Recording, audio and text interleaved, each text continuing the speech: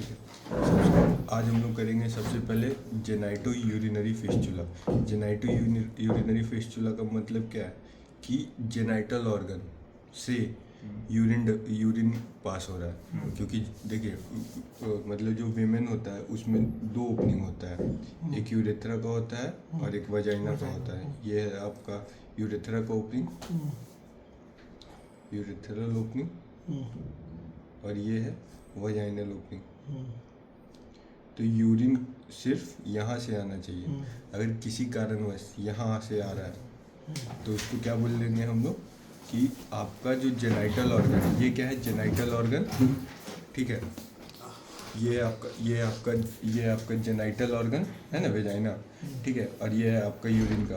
अगर किसी कारणवश यहाँ से यूरिन आने लगा तो फिर उसको बोलेंगे कि हाँ जेनाइटो यूरिनरी फिस्चुला बन चुका है, ठीक है। तो अब यूरिन कहाँ कहाँ होता है, यूरिन कहाँ कहाँ होता है? किडनी से शुरू सोचते हैं, यूरिन कहाँ से निकलता है? किडनी के बाद यूरेटर, यूरेटर के बाद ब्लाडर, ब्लाडर के बाद यूरेथ्रा, यहीं से यूरिन निकलता है। अब हमको सोचना है कि वो जो फिस्चुला है, मतलब फिस्चुला का मतलब होता है एक नया ट्रैक्ट बनेगा। वजाइना में यूरिन आ रहा है लेकिन कहाँ से आ रहा है? किडनी से। अब बोलिएगा कि सबसे पहले किडनी में था, तो किडनी और वजाइना में तो कनेक्शन नहीं बनता है। दूसरा है उसके बाद यूरेटर, तो यूरेटर और वजाइना में एक कनेक्शन बन सकता है, पहला। दूसरा यूरेटर के बाद कहाँ होता है? यूरेटर के बाद आता है ब्लाडर, तो ब्लाडर और वजाइना में एक कनेक्शन बन सकता है, ठीक है। दूसरा तरीका हुआ। तीसरा तरीका हो गया, ब्लाडर के बाद क्या आता है? यूरेथ्रा। ब्लाडर का जो ओपनिंग है उसको यूरेथ्रा बोलते हैं। तो यूरेथ्रा और वजाइना के बीच में कनेक्शन बन सकता है। तो मिला के यही तीनों कनेक्शन को हम लोग बोलते हैं जेनाइटो यूरिनरी फिस्चुला। जरूरी नहीं है कि तीनों बने, कोई एक भी बन सकता है, हो सकता है कोई दो भी बन जाए, तीन भी बन जाए, मतलब लेकिन बनेगा तो यही तीन जगह से बनेगा। यहाँ तक समझ आया? अब मिला जुला के क्यों बन रहा है ये भी है। तो एक हम लोग पहले जानते हैं कि ऑब्स्ट्रक्टेड लेबर क्या होता है, ठीक है। ऑब्स्ट्रक्टेड लेबर का मतलब क्या है? ऑब्स्ट्रक्टेड लेबर का मतलब क्या है कि मान लीजिए कि यूट्राइन का कॉन्ट्रैक्शन हो रहा है, ठीक है। तो बेबी को बाहर आना था, लेकिन इन spite of good uterine contraction अगर बेबी बाहर नहीं आएगा तो मतलब फंस गया। अब फंसेगा तो उसके नीचे क्या था? वजाइना था, और वजाइना के बगल में क्या था? ब्लाडर था। और वजाइना देखिए ये ऐसे होता है मिला जुला के, ये वजाइना है, ठीक है। तो यहाँ पे आगे की तरफ ब्लाडर रहता है और पीछे की तरफ रेक्टम रहता है, ठीक है। तो जब क्या होगा कि बच्चा जब बाहर आने की कोशिश करेगा और नहीं आ पाएगा तो इसका ब्लड सप्लाई है ना कम हो जाएगा, और आगे में ब्लाडर था उसका भी ब्लड सप्लाई कम हो जाएगा। तो क्या होगा? इस्कीमिया होगा, क्योंकि ब्लड सप्लाई कम होगा तो इस्कीमिया होगा। और इस्कीमिया और कॉन्जेशन में क्या अंतर है? देखिए इस्कीमिया क्या होता है? आर्टरी का ब्लॉकेज, और कंजेशन होता है वेन का ब्लॉकेज, ठीक है। अगर ये आपका कोई टिश्यू है उसमें इस्कीमिया होगा तो उसका टिश्यू डेड होने लगेगा। तो जो टिश्यू डेड होने लगेगा तो उससे क्या होगा? देखिए यही no progress of labour in spite of good uterine contraction, तो फिर no descent of presenting part. Presenting part मतलब कभी हेड भी होता है, कभी आपका बैक भी होता है, ठीक है। Causes ischaemic injury to vagina and bladder, ठीक है। वजाइना और ब्लाडर में क्या हो गया? इस्कीमिक इंजरी हो गया, मतलब मतलब होता है कि आर्टरी का ब्लॉकेज, हाँ, कंजेशन मतलब वेन्स का veins ब्लॉक, का, हाँ, ठीक है। तो वही बोलेगा आफ्टर 5 to, फिर क्या होगा जब ब्लाडर और वजाइना में आपका इंजरी हो जाएगा तो 5 से 7 दिन के बाद एक फिस्चुला डेवलप हो जाता है दोनों के बीच में। वजाइना भी डैमेज, ब्लाडर भी डैमेज, दोनों एगो नया पाइप बना लेता है, ठीक है, आपस में। तो अब ब्लाडर यूरेथ्रा में ओपन होना था, यूरिन वहाँ से गिरना था, अब एक नया पाइप बन जाएगा। मान लीजिए कि ये आपका वजाइना था, ठीक है, ये आपका ब्लाडर था, तो ये जो पाइप बन जाएगा यही फिस्चुला है, ठीक है। यानी जेनाइटो यूरिनरी फिस्चुला का मतलब है तुम्हारा कि जैसे कि ओपनिंग जो है, जैसे यूरेथ्रल ओपनिंग जो है वो वेजाइना में आगे खुल जाए। नहीं, यूरेथ्रल ओपनिंग वो तो रहेगा ही रहेगा, वहाँ से भी यूरिन आएगा, लेकिन एक एक्स्ट्रा पैसेज बनेगा। कहाँ से बनेगा पैसेज?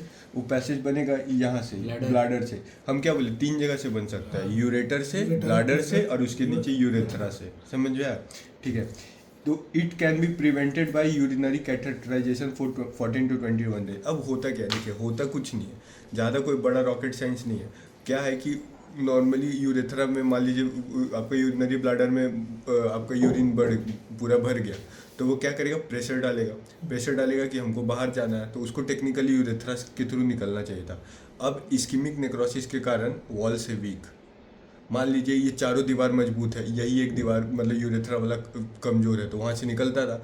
अभी नेक्रोसिस के कारण एक और दीवार कमज़ोर हो गया तो उसको प्रेशर डालेगा तो टूटेगा तो फिस्चुला बनेगा।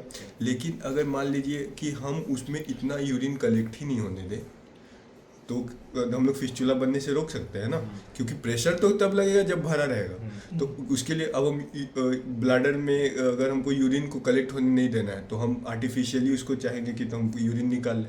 आर्टिफिशियली यूरिन कैसे निकालते हैं हम लोग, कैथेटराइजेशन करें, कैथेटर लगा के, ठीक है। तो वही है, it can be prevented by urinary catheterisation for 14 to 21 days। आ गया, ठीक है। मतलब जैसे ही लेडी हमारे पास आएगी और हम उसका लेबर ट्राई करेंगे, अगर हमको ऑब्स्ट्रक्टेड लगेगा ना, हम सोचेंगे ही नहीं कि फिस्चुला अभी तक बना है कि नहीं, हम बोल देंगे कि आपका लेबर ऑब्स्ट्रक्टेड था, कैथेटर लगा दे रहे हैं 3 वीक के लिए, ठीक है, ताकि फिस्चुला नहीं बने, ठीक है। मैनेजमेंट क्या है, ऑब्स्ट्रक्टेड लेबर में बच्चा तो नीचे आ नहीं रहा है, अब हम ही डॉक्टर है, बच्चा नीचे नहीं आया तो क्या करेंगे, काट के हट निकालेंगे, तो सी सेक्शन। अब आया टाइप्स ऑफ फिस्चुला, ठीक है, 2 तरह का। अब मान लीजिए अगर आपका ब्लैडर और वेजाइना के बीच में फिस्चुला बना तो वेसाइको वेजाइनल फिस्चुला, और पीछे रेक्टम भी तो है, इस साइड रेक्टम भी तो है, ठीक है, और इस साइड रेक्टम है तो रेक्टो वेजाइनल फिस्चुला भी बन सकता है, ठीक है, ठीक है। अब कॉज क्या पूछेगा कि मेन हम लोग को पढ़ना है vesico vaginal fistula. Recto vaginal fistula में क्या होगा कि रेक्टिस का कंटेंट आने लगेगा वेजाइना से, ठीक है। ज़्यादातर हम लोग वेसाइको वेजाइनल फिस्चुला ही देखते हैं, तो उसका कॉज देखिए। अब देखिए 2-3 कॉज है, obstetric cause, radiation injury and gynaecological cause. Obstetric और गायनी में क्या डिफरेंस है, ऑब्स्टेट्रिक होता है आपका बच्चा पैदा करने, औरत का काम सिर्फ बच्चा पैदा करना तो है नहीं, लेकिन जो बच्चा पैदा करने वाला जो पार्ट है, जब से प्रेग्नेंट हुई तब उसके बाद से क्या हुआ कि आपका फर्टिलाइजेशन हुआ, कैसे कैसे बच्चा हुआ, ये सब आता है ऑब्स्टेट्रिक में। उसके अलावा भी तो औरत में बहुत कुछ होता है, पीसीओडी होता है, कैंसर होता है, वो सब आता है गायनोकोलॉजी में। तो ऑब्स्टेट्रिक कॉज मतलब बच्चा से रिलेटेड कॉज क्या है, ऑब्स्ट्रक्टेड लेबर है, क्या है, ऑब्स्ट्रक्टेड लेबर हो गया, जो तो बताया आपको। फॉल्टी इंस्ट्रूमेंटेशन मतलब आप इंस्ट्रूमेंट यूज़ किए, जैसे आप मतलब अच्छे से यूज़ नहीं किए, काट किधर उधर काट दिए, वजाइना में कट लग गया तो, ठीक है। डिस्ट्रक्टिव ऑपरेशन, को वैसा ऑपरेशन किए मतलब मेजर डिस्ट्रक्टिव ऑपरेशन किए, काट छाट वाला। गायनोकोलॉजिकल क्या है, मान लीजिए हिस्टेक्टोमी किए, यूट्रस हटा रहे थे, साथ में क्या किए, वजाइना काट दिया। यूट्रस हटाते तो वजाइना तो नहीं काटते भाई, सेक्स भी तो करना है, ठीक है। यूरेटरिक डाइसेक्शन, मान ली यूरेटर काट रहे थे, कोई कैंसरस कंडीशन हो या कुछ भी होगा, यूरेटर काट रहे थे साथ में वजाइना कट गया, या फिर यूरेटर में ऐसा कट लगा दूसरी तरफ कि वो वजाइना के साथ एक फिस्चुला बना लिया, ठीक है। रेडिएशन इंजरी क्या होता है, देखिए ऑब्स्टेट्रिक, गायनोकोलॉजिकल और रेडिएशन ये दोनों होता है पेनलेस होता है, फिस्चुला रहेगा लेकिन पेन नहीं होगा, बस यूरिन ट्रिपल करेगा आपका वजाइना से। लेकिन ये जो रेडिएशन के कारण अगर आपका इंजरी होगा और उसके कारण फिस्चुला बनेगा तो पेनफुल होगा, समझिए। Painful fistula while others are painless, ठीक है। क्लिनिकल फीचर क्या हो, खुद ही सोचिए क्लिनिकल फीचर क्या होगा, कांस्टेंट ड्रिबलिंग ऑफ यूरिन, तो कांस्टेंट ड्रिबलिंग ऑफ यूरिन होगा।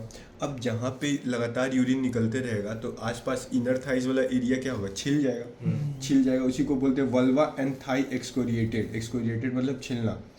एक होता है स्प्लैश डिसूरिया, अब मान लीजिए कहीं छिल गया, वहाँ पे यूरिन तो नहीं रोका, यूरिन पड़ेगा तो क्या होगा, जलेगा कि नहीं, हाँ, उसी को बोलते हैं splash dysuria. Burning sensation over excoriations, UTI होगा। ये तो कुछ बड़ा रॉकेट साइंस था नहीं यहाँ तक, अब आगे बढ़ते हैं।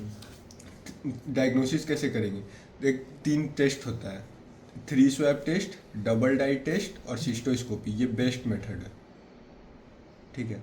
3 स्वैब टेस्ट में कुछ नहीं है, बहुत कॉन्सेप्चुअल है, अगर इसको ध्यान से देखिएगा तो। हम लोग क्या करते हैं ना, 3 कॉटन स्वैब लेते हैं, क्या करते हैं, 3 कॉटन स्वैब लेते हैं और उसको वजाइना में ऊपर, बीच में और नीचे ऐसे प्लेस कर देते हैं, तीनों को, तो हाई, मिड और लो, तीन को हम लोग क्या कर दिए, कॉटन स्वैब प्लेस कर दिए वजाइना के अंदर, हाँ, ऊपर से मतलब ऊपर नीचे और बीच में। अब देखिए ऊपर वाला जो है ना, वो कब मतलब एक्टिव, ऊपर वाला जो मतलब फिस्चुला बनता है, ऊपर वाले एरिया में जो फिस्चुला बनता है वो यूरेटर और वजाइना के बीच में बनता है। अच्छा। उसके नीचे मिडिल वाला है जो ब्लाडर और वजाइना के बीच में बनता है, और उसके नीचे वाला यूरेथ्रा और वजाइना के बीच में बनता है। ठीक है, ऊपर वाला कहाँ हो गए यूरेटर, उसके बाद वाला ब्लाडर, उसके बाद वाला यूरेथ्रा। ये समझ आएगा ना, यूरेटर ब्लाडर यूरेथ्रा की बनाना पड़ेगा, ना समझ गए ना। अब देखिए, अब हम क्या करेंगे ना, उसका ब्लाडर में ब्लू कलर का डाई डाल देंगे। ठीक है, क्या करेंगे, ब्लाडर में ब्लू कलर का डाल देंगे। Put methylene blue dye into the bladder and 3 cotton swaps in vagina. अब बताइए कि अगर फिस्चुला बनेगा, अगर मिडिल वाला जो कॉटन है वो आपका ब्लू हो गया, इसका मतलब कि मिडिल वाला कॉटन ब्लू हुआ, इसका मतलब कि मिडिल वाले एरिया में आपका यूरिन आया। मिडिल वाला कॉटन में यूरिन कहाँ से आ रहा था? इसमें आ रहा था, क्या कहते हैं, यूरेटर किडनी से। नहीं, मिडिल वाला इसमें ब्लैडर में जा रहा था इसमें। वजाइना और इसके क्या था, वजाइना और किसके बीच में? देखिए 3 बताया ना जी। हाई यूरेथ्रा तो नीचे वाला, देखिए ना यहाँ लिखे हैं। ऊपर वाला क्या लिखे, यूरेटरो वजाइनल, यूरेटर और वजाइना के बीच। डायग्राम ही बना दे रहे हैं, देखिए ये आपका ब्लाडर होता है, ये आपका यूरेटर होता है। ठीक है, यूरेटर हुआ, ये हुआ यूरिनरी ब्लाडर, और उसके नीचे क्या होता है, यूरेथ्रा। ठीक है, तो ऊपर वाला कॉटन अगर कुछ हेर फेर करेगा मतलब यूरेटर से आया है, बीच वाला किया तो यूरिनरी ब्लाडर से, और नीचे वाला किया तो यूरेथ्रा से। अगर मान लीजिए कि ये बीच वाला कॉटन ब्लू हो गया, इसका मतलब इसमें ब्लड कहाँ से आया था, यूरिनरी ब्लडर का, यूरिनरी ब्लाडर से आया।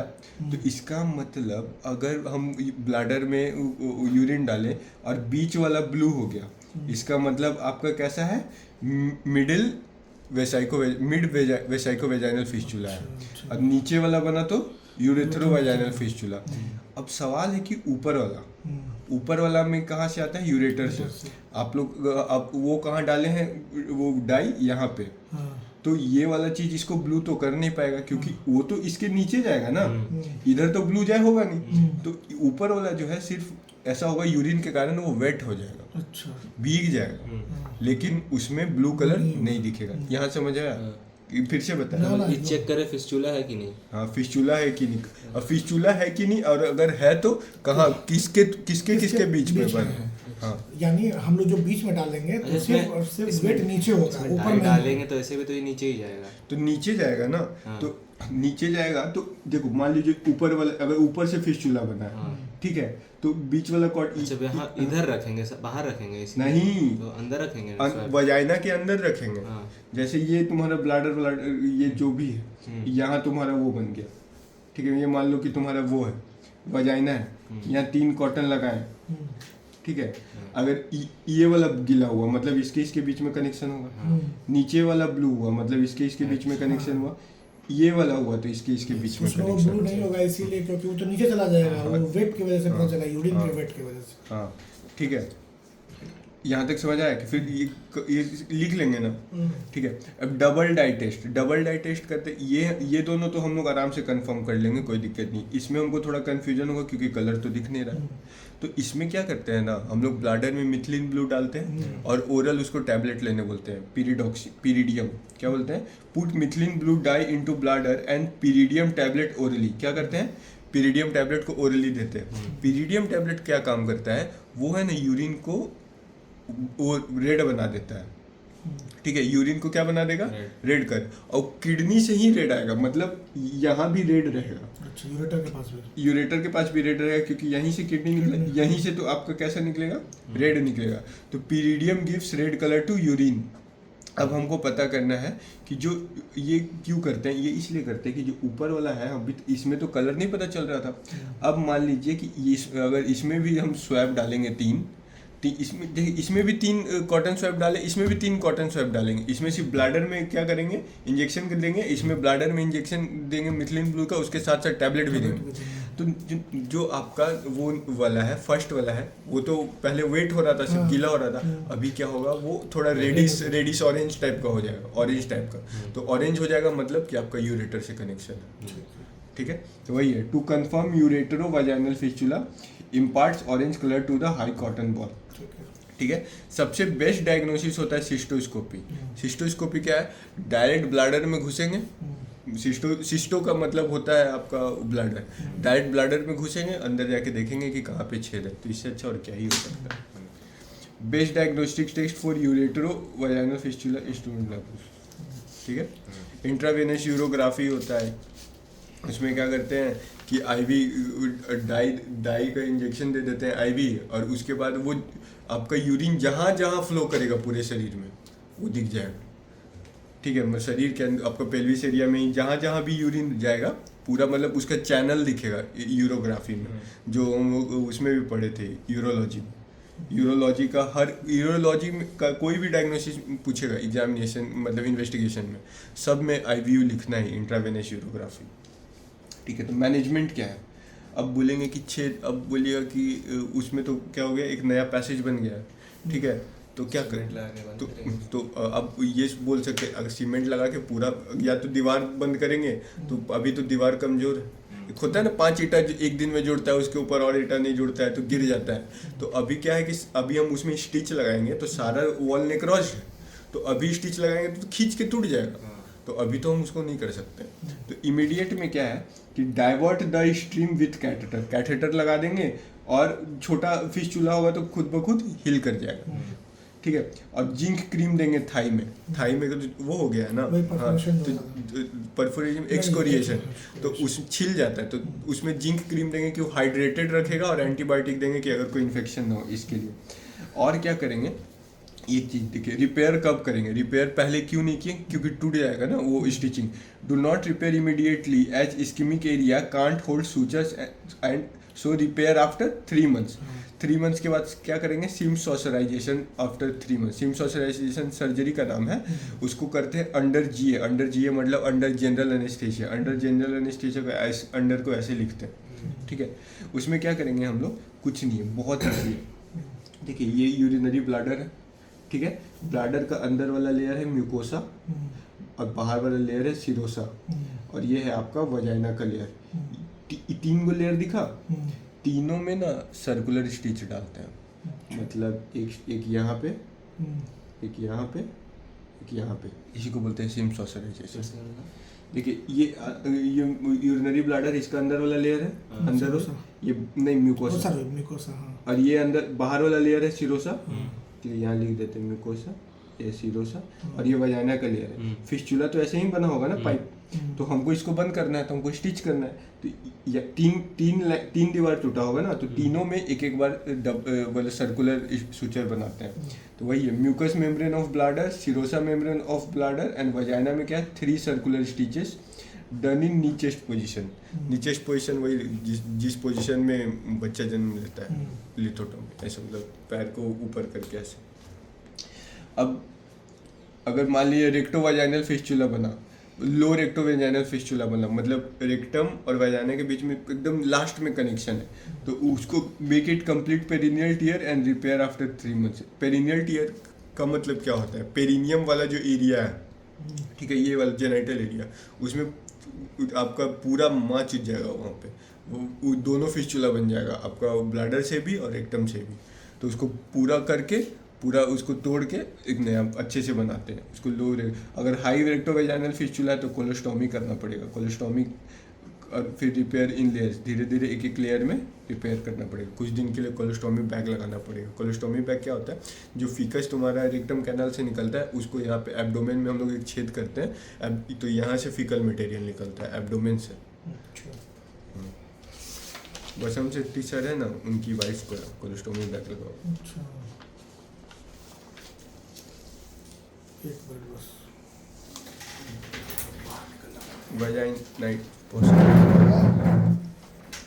नेक्स्ट एक क्वेश्चन आया था, वजाइनाइटिस में 2-3 इन्फेक्शन होता है, मतलब वजाइना का इन्फेक्शन में 2-3 इन्फेक्शन होता है। कैंडिडियासिस, आपका बैक्टीरियल वेजिनोसिस और ट्राइकोमोनियासिस, मतलब तीनों में, मतलब इसमें 2 ही पूछा था, आपका कैंडिडियासिस और ट्राइकोमोनियासिस पूछा था, लेकिन बैक्टीरियल वेजिनोसिस भी उसी के साथ, तो बैक्टीरियल वेजिनोसिस भी उससे मिलता जुलता है, तो सोचिए कि तीनों को एक साथ लिखा जाए तो ठीक है। देखिए, कैंडिडियासिस कैंडिडियासिस होता है फंगाई का इन्फेक्शन, कैंडिडा का। और ये कब होता है? जबकि एसिडिक पीएच होता है। क्या होता है पीएच? नॉर्मल पीएच होता है वो आपका 6 के अराउंड होता है। यूरिन का नॉर्मल पीएच कितना है? 6 के अराउंड होता है। लेकिन अगर वो एसिडिक हो गया, एसिडिक मतलब लेस देन 4.5 हुआ तो बहुत एसिडिक हो गया, तो ये अभी जो इन्फेक्शन होगा फंगाई का उसको बोलते हैं कैंडिडियासिस। दूसरा है बैक्टीरियल वेजिनोसिस और तीसरा है ट्राइकोमोनियासिस। ये दोनों जो इनका इन्फेक्शन है वो अल्कलाइन पीएच में होता है, जब पीएच क्या होता है 7 से ज़्यादा होता है। ठीक है, ये दोनों होता है। हाँ ये दोनों। अब बैक्टीरियल वेजिनोसिस जो है वो बैक्टीरिया का इन्फेक्शन है।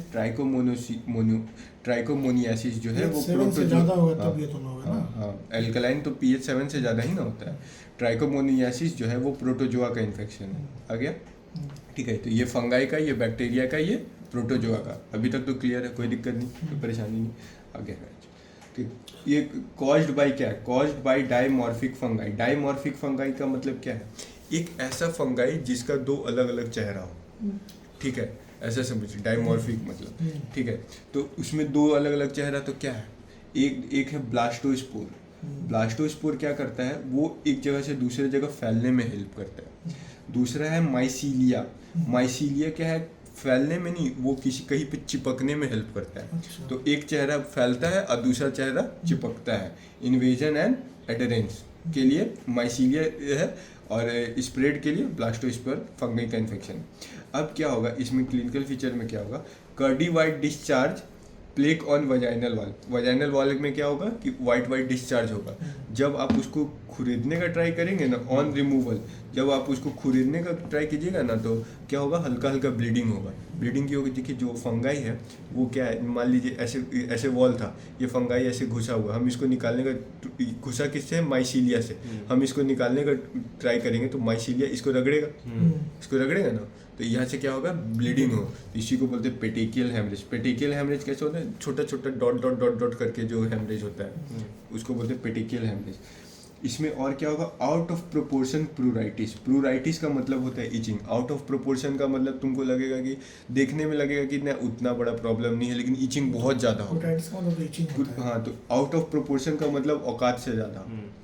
ठीक है, अनकॉम्प्लिकेटेड होता है और कॉम्प्लिकेटेड होता है। ठीक है, अनकॉम्प्लिकेटेड क्या होता है तुम्हारा? 2 तरह। कैंडिडियासिस अनकॉम्प्लिकेटेड होता है और कॉम्प्लिकेटेड होता है। अनकॉम्प्लिकेटेड मतलब ये किसको होता है? नॉर्मल वुमेन में होता है। ठीक है, गुड प्रोग्नोसिस होता है इसका। और ये एसोसिएटेड विथ अल्बिकन्स स्पीसीज, मतलब फंगाई का भी स्पीसीज है अल्बिकन्स स्पीसीज। अगर उसका इन्फेक्शन होगा तो अनकॉम्प्लिकेटेड होगा, मतलब ज़्यादा उतना सीवियर सिम्टम्स होगा नहीं, ईजिली ट्रीटेबल है, गुड प्रोग्नोसिस है।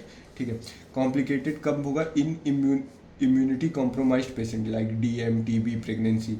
रिकरेंट होगा, ये बार बार होगा जिसको होगा।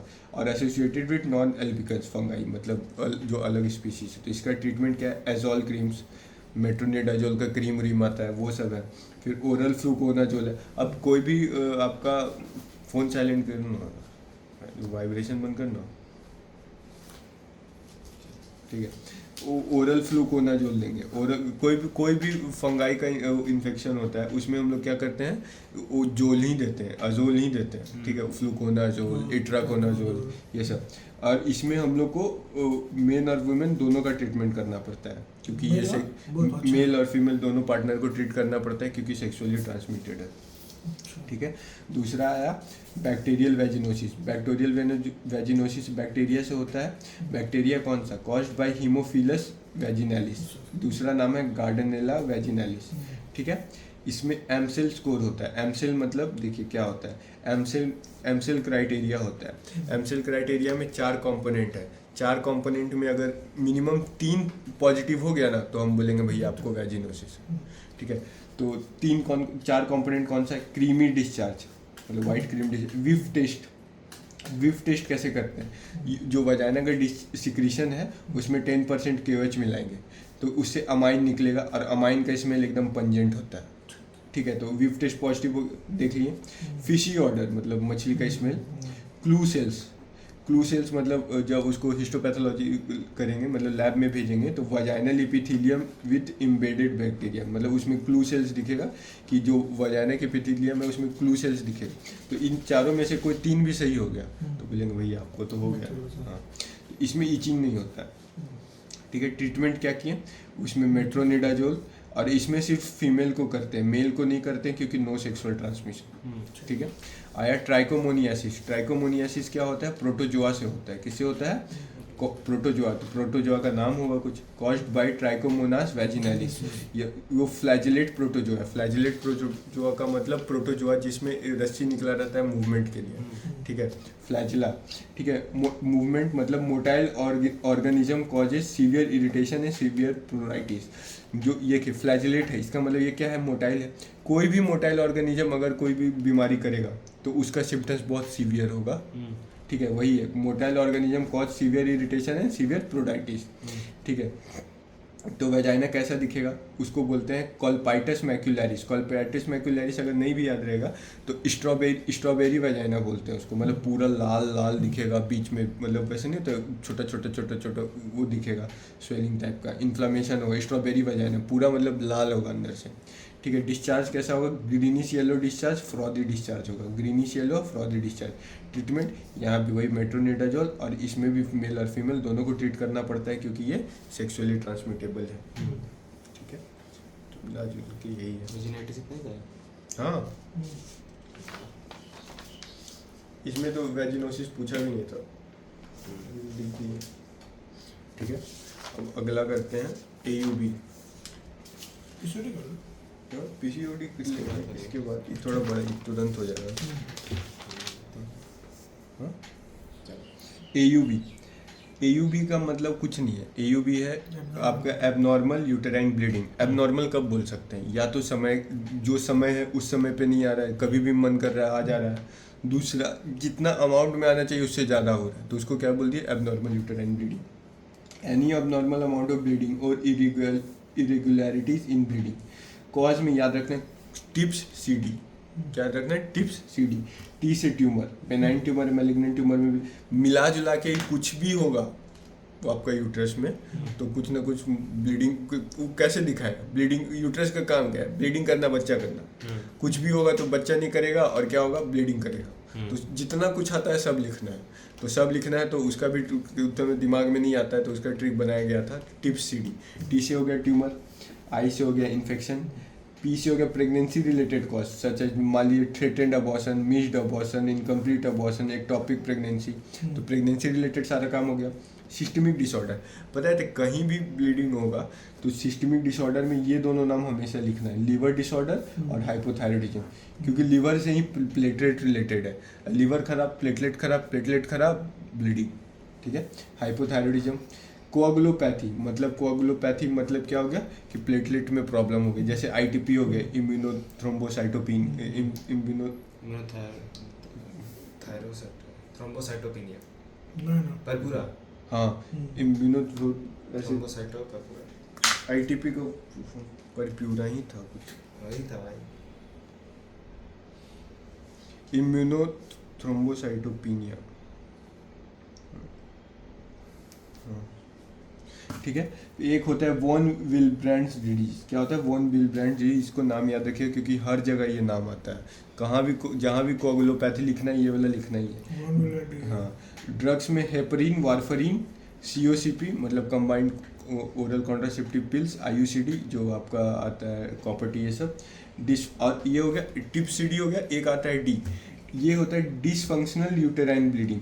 अगर मान लीजिए ब्लीडिंग हो रहा है और हम ये वाला सारा चीज़ को हटा दे, रूल आउट कर दिए कि भाई ये सब कुछ भी नहीं है, मतलब ये सब कुछ नहीं है तो कुछ क्या है, तो फिर क्या है, उसके लिए हम लोग एक बनाए कि अगर कुछ भी नहीं समझ आ रहा है तो बोल देना उसको कि डिसफंक्शनल यूटेराइन ब्लीडिंग है आपका, ठीक है। If we don't know the cause, ठीक है। टिप CD में नहीं समझ आया तो दो तरह का होता है, एक होता है एनोवुलेटरी और दूसरा होता है ओव्यूलेटरी। एनोवुलेटरी मतलब ओव्यूलेशन अभी नहीं हुआ है, जैसे नई जो बच्ची है, ठीक है, जिसका अभी पीरियड्स आना शुरू हुआ है, तो उसको क्या अभी से ही रेगुलर पीरियड आएगा? नहीं। या फिर जिसका मेनोपॉज आने वाला है उसको क्या हर महीना पीरियड्स आएगा? मतलब थोड़ा एक रिदम आने में समय लगता है, तो उस समय क्या होता है, ओव्यूलेशन तो नहीं होता है। तो वही प्यूबर्टल गर्ल्स पेरीमेनोपॉजल वुमेन, और एक था मेट्रोपैथिया हेमोरेजिका। याद है एक कॉन्सेप्ट बताए थे कि 3-4 महीना तक लगातार ब्लीडिंग नहीं होता है और जमा हो जाता है वो ब्लड, और उसके बाद क्या होता है अचानक एक बार में हेवी ब्लीडिंग होता है, उसी को बोले थे मेट्रोपैथिया हेमोरेजिका। ठीक है, अब आया ओव्यूलेटरी ड्यूबी, मतलब क्या, ओव्यूलेशन तो हो रहा है। अब जब ओव्यूलेशन हो रहा है तो हम लोग देखेंगे कॉर्पस लुटियम के बारे में। क्या देखेंगे? Corpus luteum. कॉर्पस लुटियम का अगर फंक्शन कम हो गया, मतलब कॉर्पस लुटियम का फंक्शन कम हो गया, इसका मतलब देखिए ओव्यूलेशन हो रहा है, इसका मतलब साइकिल रेगुलर है। आपको एक चीज़ बताए थे कि ovulatory cycle are always painful and regular, and ovulatory cycle are always painless and irregular. Ovulatory यहाँ पे क्या है? ओव्यूलेटरी ड्यूबी, मतलब कि उसका जो साइकिल होगा रेगुलर तो होगा, ठीक है, लेकिन रेगुलर होने के साथ साथ जो 2 साइकिल जो है ये आपका रेगुलर साइकिल है, उसके बीच में कुछ होगा। अभी क्यों होगा? अब ये सवाल है कि मान लीजिए आज ब्लीडिंग हुआ, 1 महीने बाद भी ब्लीडिंग हुआ, अच्छा चल रहा है, कोई दिक्कत नहीं, कोई परेशानी नहीं, मजा आ गया बहन, लेकिन फिर बीच में या फिर बाद में क्यों हो रहा है? कुछ कारण होगा, तो वो यही पता करना है। ठीक है, देखिए अब मान लीजिए कि देखिए अब क्या है, यहाँ पे कॉर्पस लुटियम का जो फंक्शन है कम हो गया। ठीक है, अगर कॉर्पस लुटियम का फंक्शन कम हो गया तो याद है कॉर्पस लुटियम ही क्या करता था? आपका प्रोजेस्टेरॉन निकालता था, और प्रोजेस्टेरॉन का विड्रॉल ही आपका ब्लीडिंग कॉज कराता था। अब मान लीजिए कॉर्पस लुटियम कम कर रहा है, तो इसका मतलब अगर 10 तारीख को आपका पीरियड्स आने का डेट था, ठीक है, तो उसके पहले ही कॉर्पस लुटियम क्या किया? थोड़ा सा विड्रॉल कम काम करेगा, तो 10 तारीख का डेट का था, उस 7 ही तारीख को क्या किया? थोड़ा सा आपका प्रोजेस्टेरॉन हटा लिया, तो 7 तारीख को क्या होगा? थोड़ा सा स्पॉटिंग होगा, थोड़ा ब्लीडिंग होगा। फिर 10 तारीख को तो जो होना है वो तो होगा ही, लेकिन कॉर्पस लुटियम जितना उसको काम करना चाहिए था उससे कम एक्टिव है। इसके कारण क्या है, जितना जो डेट था उसके पहले ही क्या कराएगा? आपका थोड़ा सा प्रोजेस्टेरॉन रिमूवल कराएगा। देखो कॉर्पस लुटियम प्रोजेस्टेरॉन बनाता था, ठीक है, और प्रोजेस्टेरॉन जब तक देगा तब तक एंडोमेट्रियम सिक्रेटरी बनता था, तब तक ब्लीडिंग नहीं होता था। जैसे ही कॉर्पस लुटियम जैसे ही क्या होता था, प्रोजेस्टेरॉन का विड्रॉल होता था, मतलब जैसे कॉर्पस लुटियम डीजनरेट करता था तो प्रोजेस्टेरॉन तो अब नहीं बनेगा।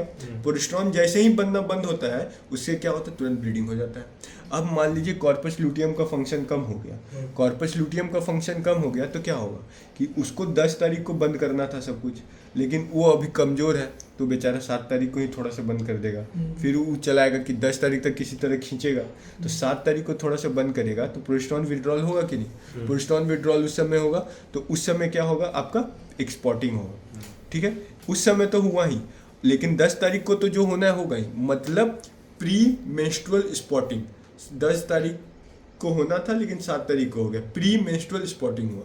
यहाँ तक समझ आया? अगर कॉर्पस लुटियम का फंक्शन होगा तो क्या होगा? Irregular ripening, irregular ripening, pre menstrual spotting. ठीक है, मिला जुला के कुछ नहीं, इरेगुलर राइपनिंग का मतलब प्री मेंस्ट्रुअल स्पॉटिंग ही आप समझ लीजिए। ठीक है, कॉर्पस लुटियम फंक्शन कैसे किया समझ आया ना?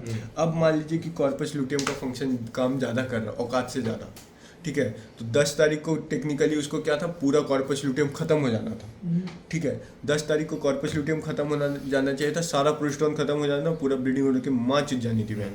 लेकिन अभी क्या हुआ कि जब 10 तारीख को सारा कॉर्पस लुटियम खत्म नहीं हुआ, थोड़ा सा कॉर्पस लुटियम बचा रह गया, तो लेकिन वो 12 तारीख को जब खत्म होगा पूरा कंप्लीट, 12, क्योंकि 1-2 दिन मान लीजिए 3 दिन एक्सटेंड किया तो उस दिन प्रोजेस्टेरॉन रिमूवल होगा, तो उस समय ब्लीडिंग होगा, तो उसको क्या बोल दिए हम लोग कि वो आपका पोस्ट मेंस्ट्रुअल स्पॉटिंग हुआ। मतलब एक था 10 को होना था, 7 को हो गया तो प्री मेंस्ट्रुअल स्पॉटिंग, अब 10 को होना था और 12 को हो गया तो पोस्ट मेंस्ट्रुअल स्पॉटिंग। क्यों? क्योंकि कॉर्पस लुटियम का फंक्शन ज़्यादा हो गया इसलिए। तो यहाँ पे क्या हो गया? Post menstrual. नहीं समझ आया? समझ गया। एक में पहले हो जा रहा है, एक में बाद में। हाँ, देखिए ये मेंस्ट्रुअल है, ये हो गया प्री मेंस्ट्रुअल स्पॉटिंग, और यहाँ पे हो गया पोस्ट मेंस्ट्रुअल स्पॉटिंग। ये क्यों हुआ प्री मेंस्ट्रुअल? क्योंकि कॉर्पस लुटियम का फंक्शन कम हो गया, और इसमें क्या है? कॉर्पस लुटियम का फंक्शन ज़्यादा हो गया, तो इसमें हो गया इरेगुलर राइपनिंग। मतलब उसको जब पकना था, ठीक है, जब इंडोमेट्रियम को उसके पहले हो गया, और इसमें हो गया इरेगुलर शेडिंग, क्योंकि उसको जब पूरा निकलना चाहिए था उस समय नहीं निकला, उससे पहले उसके बाद ही निकला, उसके बाद में निकला, इसीलिए इसको बोलते हैं हम लोग AUB। और फिर आता है AUB का मैनेजमेंट, ठीक है। तो AUB का management non hormonal management, hormonal management और सर्जिकल मैनेजमेंट। नॉन हार्मोनल में देखिए दर्द होगा तो NSAIDs देंगे, ब्लीडिंग हुआ तो ट्राइनेक्सामिक एसिड देंगे। ब्लीडिंग कैसे रोकते हैं? देखिए ब्लीडिंग हुआ तो उसमें क्लॉट बनेगा, फाइब्रिन प्लग। अब फाइब्रिन प्लग अगर टूट गया तो फिर से ब्लीडिंग होगा। तो फाइब्रिन प्लग कैसे टूटता है? फाइब्रिन प्लग, अब मान ली ब्लड क्लॉट हो गया तो क्यों टूट जा रहा है भाई? तुमको तो क्लॉट बन गया तो शांति से रहो ना वैसे भी, लेकिन टूट गया तो क्यों टूट रहा है? तो एक चीज होता है प्लाज्मीन। प्लाज्मीन क्या करता है? फाइब्रिन प्लग को तोड़ के फाइब्रिनोलाइसिस करके ब्लीडिंग कराता है। तो प्लाज्मीन कैसे बना? तो बोले भाई प्लाज्मिनोजेन से बना। अच्छा, इसका मतलब अगर प्लाज्मीन नहीं बनेगा तो ब्लीडिंग नहीं होगा। तो बोले ठीक है, प्लाज्मिनो, हाँ जो प्लाज्मिन को बना रहा है उसको रोक देंगे। हाँ, तो प्लाज्मिन को कौन बना रहा है? प्लाज्मिनोजेन। प्लाज्मिनोजेन से प्लाज्मिन बन रहा है और इस पाथवे से हो रहा है। तो यहीं पे हम लोग देते हैं ट्राइनेक्सामिक एसिड। वो क्या करेगा? प्लाज्मिनोजेन को प्लाज्मिन में कन्वर्ट नहीं होने देगा, तो फाइब्रिन प्लग टूटेगा नहीं, तो ब्लीडिंग होगा। हार्मोनल मैनेजमेंट में क्या है? सब क्या कह देंगे? प्रोजेस्टेरॉन देंगे। प्रोजेस्टेरॉन क्या करता है? देखिए प्रोजेस्टेरॉन रिमूवल ही आपको ब्लीडिंग कराता है। अब ब्लीडिंग हो रहा है तो हमको प्रोजेस्टेरॉन रिमूवल नहीं कराना है, तो प्रोजेस्टेरॉन दे देंगे तो एंडोमेट्रियम को स्टेबलाइज कर देगा। तो प्रोजेस्टेरॉन स्टेबलाइजेस एंडोमेट्रियम, ठीक है, ठीक है। एस्ट्रोजन, फिर और एस्ट्रोजन देंगे। एस्ट्रोजन देंगे तो बोलेंगे भाई एस्ट्रोजन क्यों दे रहे हो? एक तो वैसे ही ब्लीडिंग हो रहा है और एस्ट्रोजन देंगे तो बोले हमको लगता है ना कि जो पुराना एंडोमेट्रियम था वो उसका क्वालिटी अच्छा नहीं था, तो एक काम क्यों नहीं करते हैं कि हम लोग जो पुराना एंडोमेट्रियम है उसको निकाल के नया अच्छा एंडोमेट्रियम बनाया जाए। तो एंडोमेट्रियम कैसे बनता है? तो एस्ट्रोजन से बनता है, तो देते हैं एस्ट्रोजन। हो सकता है क्या पता नया एस्ट्रोजन अच्छा होगा, तो इसलिए एक देते हैं। फिर COCP होता है कंबाइंड ओरल कॉन्ट्रासेप्टिव पिल्स, ठीक है। कंबाइंड ओरल कॉन्ट्रासेप्टिव पिल्स में क्या होता है? लो डोज एस्ट्रोजन होता है। अब लो डोज एस्ट्रोजन जब देंगे तो वो क्या होगा? हाइपोथैलेमस को नेगेटिव फीडबैक भेजेगा, तो वो क्या करेगा? FSH नहीं बनने देगा। FSH नहीं बनने देगा तो एस्ट्रोजन नहीं बनने देगा। एस्ट्रोजन नहीं बनेगा तो एंडोमेट्रियम नहीं बनेगा। एंडोमेट्रियम नहीं बनेगा तो ब्लीडिंग नहीं होगा। GnRH एनालॉग वो था ना, ल्यूपरलिन और गोसरलिन। वो क्या करता था? पिट्यूटरी को डाउन रेगुलेट करता था, क्योंकि देखिए GnRH पल्सेटाइल मैनर में रिलीज होता है। अगर लगातार हम दे देंगे ना तो वो पिट्यूटरी बोलेगा अब हमसे काम नहीं हो पाएगा। पल्सेटाइल मैनर में GnRH दोगे तो मैं FSH बनाऊंगा, LH बनाऊंगा, नहीं तो मार चुदा। बोले ठीक है भाई, ठीक है। तो हम अगर हम लगातार देंगे तो बोलेगा ठीक है हम बनाएंगे नहीं FSH LH। नहीं बनाओगे तो एस्ट्रोजन नहीं बनेगा, एस्ट्रोजन नहीं बनाओगे तो एंडोमेट्रियम नहीं बनेगा, खत्म कहानी।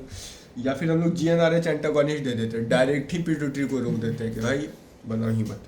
IUCD दे देंगे, मेरेना ये सब होता है, ठीक है। डायनाजोल होता है जो क्या करता है? एंडोमेट्रियम का एट्रोफी कराता है। डायनाजोल होता है ना, वो एंड्रोजन होता है। अब एंड्रोजन होता है मर्द में एंडोमेट्रियम तो होता नहीं है, तो अब हम डायनाजोल देंगे, एंड्रोजन देंगे तो एंडोमेट्रियम को बनने से तो रोकेगा। सर्जिकल मैनेजमेंट क्या है? Dilatation and curettage. उसमें क्या करेंगे? हम लोग सर्विक्स को फैलाएंगे, एंडोमेट्रियम को खुद के निकाल लेंगे, बायोप्सी के लिए भेज देंगे कि भाई कैंसर वैंसर है कि नहीं। अब ब्लीडिंग हो रहा है तो कहीं से ब्लड आता है। ब्लड कहाँ से आता है? यूटेराइन आर्टरी से। तो बायलैटरल यूटेराइन आर्टरी इम्बोलाइजेशन, उसको इम्बोलाइज कर देंगे तो ब्लीडिंग नहीं होगा। अब क्या है? एंडोमेट्रियम को या तो हम लोग खुदेद के निकालें या तो हम लोग थोड़ा विज्ञान लगा लेते हैं, वो आपका लेज़र, थर्मल, लौड़ा लहसन, जो भी endometrial ablation using laser thermal energy, ठीक है।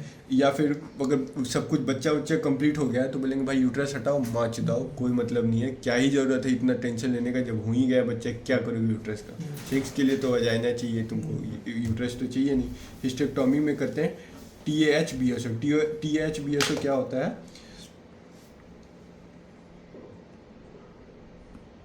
Total abdominal hysterectomy plus bilateral salpingo-oophorectomy. इसमें क्या करते हैं हम लोग? यूट्रस के साथ साथ फैलोपियन ट्यूब भी हटाते हैं और दोनों ओवरी भी हटाते हैं, उसी को बोलते हैं TAH-BSO, एब्डोमिनल हिस्टेक्टोमी, क्योंकि हम लोग एब्डोमेन से घुस के आपका यूट्रस हटाते हैं और साथ में सैल्पिंगो का मतलब होता है फैलोपियन ट्यूब, उफेरेक्टोमी का मतलब उफेरॉन का मतलब होता है ओवरी। तो हम लोग क्या क्या हटाएं? यूट्रस हटाएं, फेलोपियन ट्यूब हटाएं, पूरा ओवरी हटाएं, बोले पूरा चैनल ही हटा देंगे, कहीं भी प्रॉब्लम हो वाच तो अपने को मतलब नहीं है, खत्म। वॉश करो। अगला करना है हम लोग पीसीओडी। पीसीओडी का फुल फॉर्म है पॉलीसिस्टिक ओवेरियन डिजीज। अब इसका नाम सुन के क्या लग रहा है कि पॉलीसिस्टिक ओवेरियन डिजीज है तो ओवरी में सिस्ट होगा, लेकिन यही सबसे बड़ा छलावा है इस नाम का। ओवरी में सिस्ट नहीं होता है polycystic ovarian disease, ovarian cyst होता है ओवेरियन ट्यूमर में। पॉलीसिस्टिक ओवेरियन डिजीज कुछ और है, उसमें क्या होता है ना कि जो आपका ओवरी है हर बार आपका एक फॉलिकल मतलब मैच्योर होना था और वही एक फॉलिकल ओव्यूलेट होना था, यही होना था, ठीक है। अब क्या होगा, एक फॉलिकल मैच्योर होना का मतलब क्या होना, एक फॉलिकल बड़ा होना, ठीक है। एक फॉलिकल अच्छा अमाउंट में बड़ा होता और वो ओव्यूलेट करता, यही होना था। पॉलीसिस्टिक ओवेरियन डिजीज में क्या होता है, क्या जो एक फॉलिकल है वो पूरा बड़ा नहीं हुआ, छोटा ही रह गया। अब छोटा रहेगा तो वो ओव्यूलेट तो होगा नहीं, वहीं जमा हो गया। फिर दूसरा फॉलिकल आया, वो भी मैच्योर होने का ट्राई किया, थोड़ा सा बड़ा हुआ लेकिन इतना बड़ा नहीं हुआ कि वो बाहर ओव्यूलेट कर पाए, फिर वही ओवरी में रहेगा। तो उसी में क्या होगा ना कि जो बहुत सारा ओवेरियन फॉलिकल है तो जो वो पीसीओडी होगा तो उसको तो फिर बेबी में प्रॉब्लम होगा। हाँ, सिम्टम्स है इसका इनफर्टिलिटी। तो उसको क्या होगा कि जो बहुत सारा ओवेरियन फॉलिकल है जो इमैच्योर है वो क्या होगा, ओवरी में जाके जमा होते जाएगा, कहाँ पे, पेरिफेरी में, ठीक है। इसीलिए क्या बोले पॉलीसिस्टिक मतलब मल्टीपल फॉलिकल है, मल्टीपल सिस्ट नहीं है। सिस्ट मत बोलिएगा क्योंकि सिस्ट तो माँ ही चुदी, ओवेरियन ट्यूमर है वो। तो क्या है, बहुत सारा जो फॉलिकल्स है वो आपका क्या होगा कि ओवरी के पेरिफेरी में जाके जमा हो जाएगा, ठीक है। पेरिफेरी में इमैच्योर, क्योंकि मैच्योर होता तो वो तो ओव्यूलेट कर जाता। तो सवाल ये है कि पेरिफेरी में जमा हुआ तो बीच में क्यों नहीं हुआ, क्योंकि बीच में होता है स्ट्रोमा। बीच में क्या होता है, स्ट्रोमा। तो वही देखिए, multiple small follicles around the periphery of ovary with thick stroma giving ring on pearl और नेकलेस ऑन पर्ल अपीयरेंस। मतलब एक नेकलेस में कैसा होता है, छोटा छोटा मोती होता है चारों तरफ, वैसे ही अपीयरेंस आएगा, ठीक है। वही लिखे हैं। फिर है cyst in ovary is in ovarian cancer known to be the biggest cancer of mankind, so PCOD is a misnomer. Misnomer मतलब छलावा है, नाम का छलावा, ठीक है। Most common cause of hirsutism है पीसीओडी। हिरसुटिज्म मतलब बताया था मेल कैरेक्टर जैसा, हाँ, दाढ़ी मूछ आता है लड़की को, उसको बोलते हैं हिरसुटिज्म। और ये रिवर्सिबल होता है, जबकि दूसरा होता है विरिलाइजेशन, वही रिवर्सिबल होता है। विरिलाइजेशन का कंपोनेंट हॉर्सनेस ऑफ वॉइस, अच्छा हॉर्सनेस ऑफ वॉइस हो जाता है, ब्रेस्ट एट्रोफी हाँ। और क्लिट्रोमेगली, वो इरिवर्सिबल होता है। हेलो, मिला जुला की एक चीज हमेशा पीसीओडी ओवरी के पेरिफेरी पे वो जाके जमा हो जाता हाँ, है। ओवेरियन फॉलिकल बीच में स्ट्रोमा। हाँ, और बीच में स्ट्रोमा होता है, कुछ इस तरीके से दिखेगा, सारा फॉलिकल साइड में और बीच में स्ट्रोमा। ठीक स्ट्रोमा। मिला जुला के अगर आपको कुछ याद नहीं है ना, तो पीसीओडी को याद रखने के लिए अगर कॉन्सेप्ट स्ट्रांग है, जो पहला पेज पढ़े थे मेंस्ट्रुअल डिसऑर्डर में पहला पेज एनाटॉमी, वो स्ट्रांग है, तो बस एक चीज याद रखना है, बहुत सारा एस्ट्रोजन है लेकिन प्रोजेस्टेरोन नहीं है अपने पास। क्या है, बहुत सारा एस्ट्रोजन है लेकिन प्रोजेस्टेरोन नहीं है अपने पास। यही सोचना। अभी देखिए, इससे सारा सिम्टम्स निकलेगा, पैथोफिजियोलॉजी निकलेगा, डायग्नोसिस सब कुछ इसी से होगा, लेकिन मेन क्या है, एस्ट्रोजन है भाई बहुत सारा, प्रोजेस्टेरोन नहीं है मेरे पास, क्या करें। देखिए, अब मान लीजिए कि बहुत सारा एस्ट्रोजन है, तो वो क्या करेगा, निगेटिव फीडबैक देगा हाइपोथैलेमस को, तो बोलेगा ठीक है भाई अब एफएसएच नहीं बनाएंगे, तो एफएसएच नहीं बनेगा। लेकिन एफएसएच जब नहीं बनेगा तो बोलेगा ठीक है एफएसएच तो नहीं है, लेकिन क्या है कि अभी तक देखिए एस्ट्रोजन क्या था, एक थ्रेशोल्ड था। वो थ्रेशोल्ड कब रीच होता था, जब वो फॉलिकल पूरा मैच्योर होता था, तब ना वो फॉलिकल पूरा बड़ा होता था, उसके बाद वो एस्ट्रोजन बनाता था, उसके बाद वो निगेटिव फीडबैक भेजता था, उसके बाद एफएसएच और एलएच रुकता था, उसके बाद रिलीज होता था। अब मान लीजिए पहले से आपके पास एस्ट्रोजन ज़्यादा है, तो ये जब इतना छोटा होगा उसी समय एस्ट्रोजन का थ्रेशोल्ड आ जाएगा, उसके बाद फीडबैक रोक देगा। तो ये जो छोटा है, तो जब फीडबैक रोकेगा तो बोलेगा कि अब तो हो गया भाई, अब तो तुमको बड़ा होने का कोई ज़रूरत नहीं है। बोलेगा भैंस कैसे नहीं ज़रूरत है, अब हम इतना छोटा में तो ओव्यूलेट ही नहीं कर पाएंगे। तो बोलेगा अब माच दो हमको क्या, तो क्या होगा, तो वो वहीं रह जाएगा, ठीक है। तो देखिए FSH तो कम हो गया, ठीक है, FSH कम हुआ, इसका मतलब और वो मैच्योरेशन तो नहीं, और बड़ा तो नहीं हो पाएगा, but no ovulation as follicle is immature yet. Follicle तभी आपका रिलीज होगा जब वो ओव्यूलेट, जब वो मैच्योर होगा। इमैच्योर अभी है तो रिलीज तो होगा नहीं। No progesterone as corpus luteum. अब देखिए, अब मान लीजिए फॉलिकल रिलीज हुआ, मतलब फॉलिकल से ओवम रिलीज हुआ नहीं, ओवम रिलीज हुआ नहीं तो कॉर्पस लुटियम तो बना नहीं, क्योंकि कॉर्पस लुटियम कब बनता है, मैच्योर फॉलिकल से ओवम निकलता है, तभी जो बचा हुआ पार्ट कॉर्पस लुटियम है। कॉर्पस लुटियम नहीं बना तो प्रोजेस्टेरॉन नहीं बना, प्रोजेस्टेरॉन नहीं बना तो देखिए प्रोजेस्टेरॉन नहीं बना।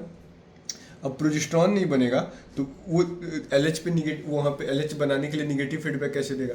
देखिए ये याद है, ये हाइपोथैलेमस था, ये पिट्यूटरी था, ये FSH बनाता था, ये LH बनाता था, ये आपका फॉलिकल पे काम करता था, ठीक है, ये आपका एस्ट्रोजन बनाता था, ठीक है, ये आपका क्या करता था, ओव्यूलेट करा के कॉर्पस लुटियम क्या करता था, प्रोजेस्टेरॉन बनाता था। जब प्रोजेस्टेरॉन का अमाउंट बहुत ज़्यादा हो जाएगा तो ये इसको निगेटिव फीडबैक देगा कि भाई और LH मत बनाओ प्लीज़। तो जब मान लीजिए ओव्यूलेशन नहीं हुआ तो कॉर्पस लुटियम नहीं बना, प्रोजेस्टेरॉन नहीं बना, तो निगेटिव फीडबैक दे पाया, नहीं दे पाया, तो ये क्या बोलेगा भाई, LH बनते रहेगा। इसका मतलब क्या है, यहाँ पे क्या आप बोले कि FSH कम हो गया, और यहाँ पे क्या बोले LH बढ़ गया। तो normal LH to D FSH ratio होता है 1/1, लेकिन अभी क्या हो जाएगा, LH to D FSH ratio 2:1। Progesterone बना ही नहीं, इसलिए कैसे बने, कॉर्पस लुटियम नहीं, कॉर्पस लुटियम ही ना प्रोजेस्टेरॉन सीक्रेट कराता था जी। कॉर्पस लुटियम नहीं बना तो प्रोजेस्टेरॉन नहीं बना, प्रोजेस्टेरॉन नहीं बना तो पिट्यूटरी को निगेटिव फीडबैक नहीं दिया कि भाई और LH मत बनाओ, तो ये LH बना रहा है, चल रहा है, जब तक चल रहा है। तो LH क्या हो गया कि बहुत LH बन गया, लेकिन LH बन गया तो क्या दिक्कत है, कुछ होगा तब ना, LH कुछ प्रॉब्लम कॉज कर रहा होगा तब ना हम बोल रहे हैं कि LH ज़्यादा हो गया, FSH कम हो गया। तो LH ज़्यादा होकर क्या किया, कुछ तो किया होगा। तो LH क्या है, जो बीच में स्ट्रोमा है ना, LH acts on thick stroma and forms androgen such as testosterone and androstenedione। अब क्या है कि इसी पे काम किया और वहाँ पे बहुत सारा टेस्टोस्टेरोन, जो मतलब आदमी का जो हार्मोन होता है, वो बनाना शुरू कर दिया। नॉर्मली देखिए नॉर्मली क्या होता है ना औरत में, कि जो टेस्टोस्टेरोन और एंड्रोस्टेंडाइन है वो ज़्यादा नहीं होना चाहिए, तो ज़्यादा नहीं होना चाहिए, लेकिन बना तो रहा है, LH है भाई, हम तो बनाएंगे। तो बोले ठीक है, हम एक बाइंडर बनाएंगे कि जो आप बना तो दीजिए, लेकिन वो उसको बाइंड करके उसको इनएक्टिवेट कर देगा। ठीक है, तुम बना लो। अब एक नॉर्मल लिमिट में रहता था, तो मान लीजिए 10 मॉलिक्यूल था SHBG का, सेक्स हार्मोन बाइंडिंग ग्लोबुलिन्स बोलते हैं, और 10 टेस्टोस्टेरोन बना था, तो क्या था, दोनों को बाइंड करके इनएक्टिवेट करके कट्टी छुट्टी हो जाता था, जो भी हो जाता था। अभी मान लीजिए 100 टेस्टोस्टेरोन बन गया, 10 ही SHBG है, तो टेस्टोस्टेरोन का अमाउंट तो 90 ज़्यादा हो गया। तो वही प्रॉब्लम हो, नॉर्मली 100 पहले LH था, वो भी टेस्टोस्टेरोन बना रहा था, ठीक है, और लेकिन वो टेस्टोस्टेरोन क्या है, SHBG जो बोलते हैं, सेक्स हार्मोन बाइंडिंग ग्लोबुलिन, उसके साथ मिल के क्या हो रहा था, इनएक्टिवेट हो जा रहा था, क्योंकि मतलब औरत में मर्दाना हरकत तो नहीं चाहिए। ठीक है, तो बोले ठीक है, हम इनएक्टिवेट कर देंगे। बोला ठीक है, तुम इनएक्टिवेट कर देगा, भैंस इतना टेस्टोस्टेरोन बनाएंगे, तुम्हारी माँ ही चुज जाएगी, तुम्हारे पास उतना है ही नहीं, तुम उसको बाइंड कर पाओ। बोले तो 100 बना देगा, और SHBG तो लिमिटेड है मेरे पास, तो वो क्या हो जाएगा कि आपका उस टेस्टोस्टेरोन का अमाउंट बहुत बढ़ जाएगा, और एंड्रोस्टेंडाइन का तो उसका अमाउंट बढ़ जाएगा, तो सिम्टम्स आएगा। तो वही है, normally testosterone and androstenedione binds with SHBG, sex hormone binding globulin, but here high amount of testosterone and androstenedione, limited amount of SHBG।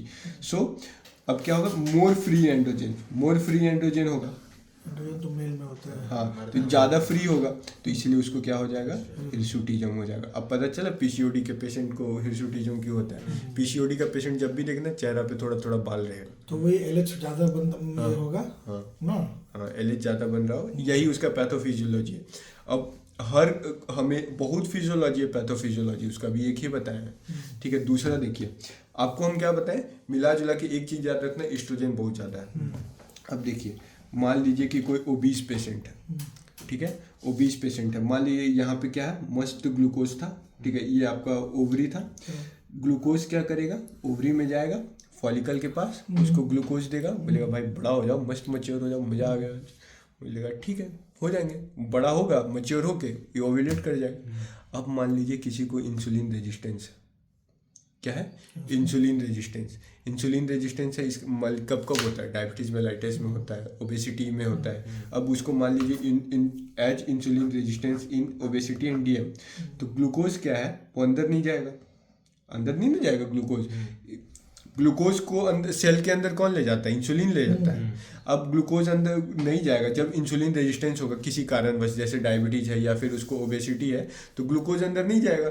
Glucose अंदर नहीं जाएगा तो भाई ओवरी को लगेगा, भाई पूरे शरीर को लगेगा, तो शरीर तो भूखा है। तब अब शरीर को जो शरीर में जो सेल है उसको ग्लूकोज नहीं मिल रहा है, इसका मतलब क्या है, शरीर तो यही सोचेगा कि भाई ग्लूकोज नहीं है शरीर में, तो ग्लूकोज नहीं है तो ग्लूकोज को अंदर कौन घुसाता था भाई, इंसुलिन घुसाता था। तो बोलता था इंसुलिन का प्रोडक्शन बढ़ा दो, समझे। तो इंसुलिन का प्रोडक्शन बढ़ा देंगे तो क्या होगा, बॉडी में अगर हम लोग इंसुलिन का लेवल देखेंगे तो बढ़ जाएगा, लेकिन इंसुलिन रेजिस्टेंस ज़्यादा है तो कोई फ़ायदा नहीं। तो हमको एक टेस्ट पता चल गया, मिला जुला के आप खुद ही करिए। लैब डायग्नोसिस में आपको क्या दिखेगा, खुद सोचिए, जो अभी तक किए, LH बढ़ा हुआ रहेगा, FSH कम रहेगा, एंड्रोजन ज़्यादा रहेगा, टेस्टोस्टेरोन और एंडोस्टेरोन ज़्यादा होगा, तो और आपका क्या ज़्यादा होगा, SHBG जो था वो कम होगा, इंसुलिन ज़्यादा होगा। अभी आप कुछ नहीं, अभी डायग्नोसिस नहीं बताएं तो आप ये कर लिए डायग्नोसिस, अभी तो कुछ हम डायग्नोसिस तो नहीं ना बताएं कि लैबोरेटरी टेस्ट क्या करना है, लेकिन यहीं से अभी समझ में आ गया, ठीक है। ओबेसिटी में क्या होता है, इंसुलिन रेजिस्टेंस होता है ओबेसिटी के कारण, तो PCOS हुआ, ठीक है। PCOS के कारण इंसुलिन रेजिस्टेंस हुआ तो ओबेसिटी हुआ, मतलब ये वो है, लूप है, इसमें फंस जाती है। और वो क्या है ना, PCOD का पेशेंट हमेशा मोटी होती है, 20, क्योंकि PCOD के कारण इंसुलिन रेजिस्टेंस हो जाता है, इंसुलिन रेजिस्टेंस के कारण ओबेसिटी डेवलप हो जाता है, ठीक है। एक बहुत पतली लड़की को भी तो होता है नहीं, PCOD फिर उसको बहुत लोग को एंडोमेट्रियोसिस होता है, लेकिन उसको गलत डायग्नोस कर देता है। एंडोमेट्रियोसिस तो पिए हम लोग का, दोनों का सिम्टम्स थोड़ा सेम है, लेकिन वही एक वो प्रॉब्लम है। As we do not have progesterone, मतलब so endometrium is only proliferative not secretory. अब देखिए, प्रोजेस्टेरॉन तो हम लोग बनाए नहीं, तो घर बनाए, घर में तो राशन है नहीं, जो हम लोग कहानी बताए थे, प्रोजेस्टेरॉन राशन देता था, तो अब राशन है नहीं, तो वहाँ पे गेस्ट आके जिंदा रह पाएगा, तो वो फर्टाइल वुमेन होगी, इनफर्टाइल होगी, infertile of course, thus it causes infertility. तो सिम्टम्स क्या हो गया, हिर्सुटिज्म हो गया, इनफर्टिलिटी हो गया, ओबेसिटी हो गया, ठीक है। अब देखिए, एस्ट्रोजन बहुत ज़्यादा, हम तो बताएं एस्ट्रोजन बहुत ज़्यादा है, एंडोमेट्रियम बहुत ज़्यादा होगा, एंडोमेट्रियम बहुत ज़्यादा होगा। जब एंडोमेट्रियम बहुत ज़्यादा होगा तो आसपास यूटेराइन आर्टरी होता है, यूटेराइन आर्टरी को क्या कर देगा, कंप्रेस कर देगा, तो उसमें ब्लड सप्लाई आएगा एंडोमेट्रियम में, ब्लड सप्लाई। अब एंडोमेट्रियम में ब्लड सप्लाई रहेगा, एंडोमेट्रियम ब्लड नहीं है, एंडोमेट्रियम एक टिश्यू है एक तरह का, जिसमें ब्लड आता है यूटेराइन आर्टरी से। अब अगर बहुत बड़ा एंडोमेट्रियम होगा तो यूटेराइन आर्टरी को कंप्रेस कर देगा, तो एंडोमेट्रियम को ब्लड मिलेगा। तो जब उसको पीरियड्स हो, मान लीजिए कभी हुआ भी ब्लीडिंग, तो क्या होगा, बहुत कम होगा या तो नहीं होगा। तो ओलिगोमेनोरिया, इस्कीमिक डैमेज तो ओलिगोमेनोरिया और एमेनोरिया। तो अगर हम लोग डायग्नोसिस करके देखेंगे तो ट्रांसवेजाइनल सोनोग्राफी करेंगे, और लेबोरेटरी में क्या क्या करेंगे, जो अभी हम लोग बात किए थे, टेस्टोस्टेरोन बढ़ जाएगा, एंड्रोजन बढ़ जाएगा, SHBG घट जाएगा, LH-FSH का रेशियो बढ़ जाएगा और इंसुलिन बढ़ जाएगा, ठीक है। अब ट्रीटमेंट में क्या करते हैं, ट्रीटमेंट ध्यान से देखना हम लोग को थोड़ा। ट्रीटमेंट में हम लोग करते हैं मेडिकल ट्रीटमेंट, सर्जिकल ट्रीटमेंट और लाइफस्टाइल मॉडिफिकेशन। लाइफस्टाइल मॉडिफिकेशन में बोलेंगे कि हेल्दी ईटिंग खाओ, रेगुलर फिजिकल एक्टिविटी करो, वेट लॉस करो, क्योंकि वेट लॉस से क्या होता है ना कि इंसुलिन का जो सेंसिटिविटी है वो बढ़ता है। अगर इंसुलिन का सेंसिटिविटी बढ़ेगा तो मैच्योर होने लगेगा फॉलिकल मैच्योर होगा तो क्या होगा, तुम्हारा ओव्यूलेशन हो जाएगा, ओव्यूलेशन होगा तो इतना पाप का जरूरत ही नहीं, ठीक है। मेडिकल ट्रीटमेंट क्या है, हम सिम्टम्स में देखिए क्या क्या देखें, हिर्सुटिज्म देखें, कैसे ओबेसिटी देखें, अनओव्यूलेशन देखें, क्योंकि यहाँ पे प्रोजेस्टेरॉन था ही नहीं, ओलिगोमेनोरिया देखें। अब हम लोग सबके लिए अलग अलग दवाई देते हैं। अनओव्यूलेशन, ओव्यूलेशन नहीं हो रहा है, ओव्यूलेशन नहीं हो रहा है, क्यों नहीं हो रहा है, क्योंकि वो मैच्योर नहीं हो रहा है, क्यों नहीं हो रहा है, क्योंकि उसको इंसुलिन रेजिस्टेंस हो गया है। तो इंसुलिन रेजिस्टेंस हो गया है तो क्या देंगे दवाई, डायबिटीज़ में क्या देते हैं, मेटफॉर्मिन, तो मेटफॉर्मिन देंगे। वेट लॉस करवाएंगे, उससे क्या होगा, इंसुलिन का सेंसिटिविटी इंक्रीज करेगा। हाँ, एक देते हैं क्लोमिफिन साइट्रेट, ये क्या करता है ना कि देखिए क्या हुआ, ईस्ट्रोजन बहुत ज़्यादा हो रहा था, तो वो क्या कर रहा था, ऊपर जाके हाइपोथैलेमस को बोल रहा था भाई बहुत ज़्यादा हो गया है। ईस्ट्रोजन को टेक्निकली ज़्यादा तब होना था जब फॉलिकल पूरा मैच्योर हो जाता, तब वो जाके निगेटिव फीडबैक भेजता तो मज़ा आता है। लेकिन अभी क्या है, पहले ही भेज दे रहा है, अभी बेचारा फॉलिकल छोटा है, पहले ही उसको निगेटिव फीडबैक भेज दे रहा है, तो एफएसएच नहीं बन रहा है। एफएसएच नहीं बन रहा है तो क्या हो रहा है कि आपको फॉलिकल मैच्योर नहीं हो रहा है, तो बोले क्या करें, तो प्रॉब्लम क्या है, निगेटिव फीडबैक भेज रहा है ना तुम कि मत बनाओ एफएसएच, वो निगेटिव फीडबैक वाला जो रास्ता है उसको काट देंगे। वही दवाई है क्लोमिफेन साइट्रेट। वो क्या करता है, हाइपोथैलेमस पे जो ईस्ट्रोजन का निगेटिव फीडबैक वाला रिसेप्टर है उसको क्या कर देगा, इनिबिट कर देगा। नेगेटिव फीडबैक जाएगा ही नहीं। निगेटिव फीडबैक नहीं जाएगा तो एफएसएच बनना रुकेगा नहीं, तो एफएसएच बनेगा, एफएसएच बनते रहेगा। तो एफएसएच बनेगा तो तुम्हारा फॉलिकल मैच्योर हो जाएगा। ठीक है, वो एस्ट्रोजन रहेगा तो एंडोमेट्रियम बनते रहेगा। हाँ। मोटा हो जाएगा वही 3 से 5 महीने वाला जो। एरोमेटेज इनिबिटर देंगे। अब एरोमेटेज इनिबिटर क्या देंगे देखिए होता क्या है ना कि एक वो होता है, अब बहुत सारा एंड्रोजन है आपके शरीर में, तो एंड्रोजन का एक खासियत है कि एंड्रोजन है ईस्ट्रोजन में कन्वर्ट होता है एरोमेटेज एंजाइम के प्रेजेंस में। तो अब हम क्या प्रॉब्लम बताए थे, पीसीओडी में कुछ याद नहीं रखना, तो एक चीज़ याद रखना है क्या कि ईस्ट्रोजन बहुत ज़्यादा, शुरू में बताए थे ना। तो इसमें क्या था, ईस्ट्रोजन बहुत ज़्यादा था, तो ईस्ट्रोजन अगर बहुत ज़्यादा था तो शरीर ईस्ट्रोजन कहीं से तो बना रहा होगा, तो शरीर ईस्ट्रोजन कहाँ से बना रहा था, क्योंकि एंड्रोजन इतना ज़्यादा हो गया, तो एंड्रोजन जब ज़्यादा हुआ वो ईस्ट्रोजन में कन्वर्ट हो सकता है, तो शरीर क्या कर रहा था, सबको कन्वर्ट कराया जा रहा था, कन्वर्ट करा करा के हमको प्रॉब्लम दे रहा था, तो हम उसको कन्वर्ट होने से रोक देंगे। तो एंड्रोजन जो है ईस्ट्रोजन में कैसे कन्वर्ट हो रहा था, एरोमेटेज एंजाइम के प्रोसेस में, तो हम लोग एरोमेटेज इनिबिटर देंगे, तो उसका नाम है लेट्रोजोल। क्या नाम है, लेट्रोजोल। ठीक है, अब फॉलिकल को मैच्योर करने के लिए डायरेक्टली कौन काम कर रहा था, एफएसएच, तो हम लोग डायरेक्ट एफएसएच का इंजेक्शन दे, मार्च दो, कुछ सोचना ही नहीं है। ठीक है, और देंगे एलएच और एफएसएच का इंजेक्शन, ह्यूमन मेनोपॉजल गोनाडोट्रोपिन। ठीक है, एचएमजी। ठीक है, इरेगुलर साइकिल इरेगुलर है, तो हम लोग क्या देंगे, कंबाइंड ओरल कॉन्ट्रासेप्टिव पिल देंगे।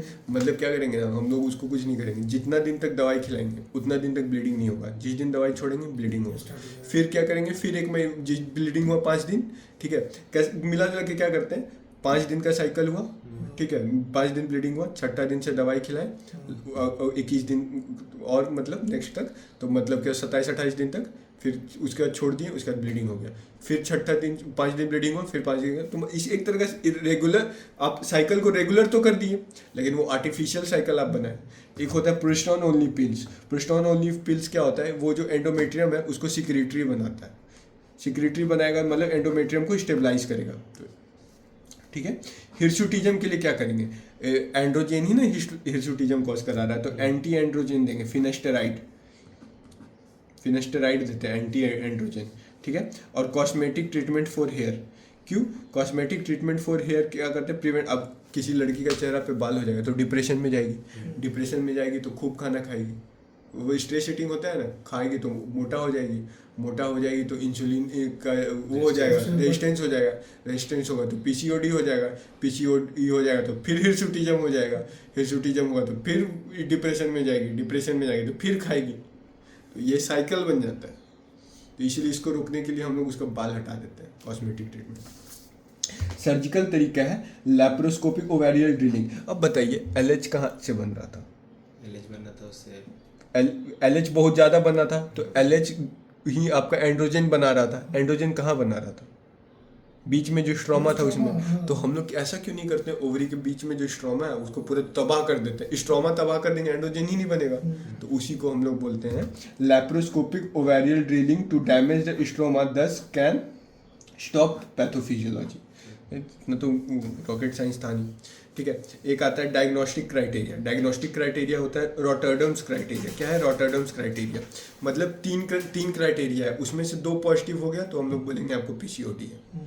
ठीक है, पहला क्या है, क्लिनिकल या लैब हाइपर एंड्रोजिनिज्म, मतलब एंड्रोजन का अमाउंट बढ़ गया, या तो हमको क्लिनिकली दाढ़ी मूंछ दिख गया या तो हमको लैब से दिख गया।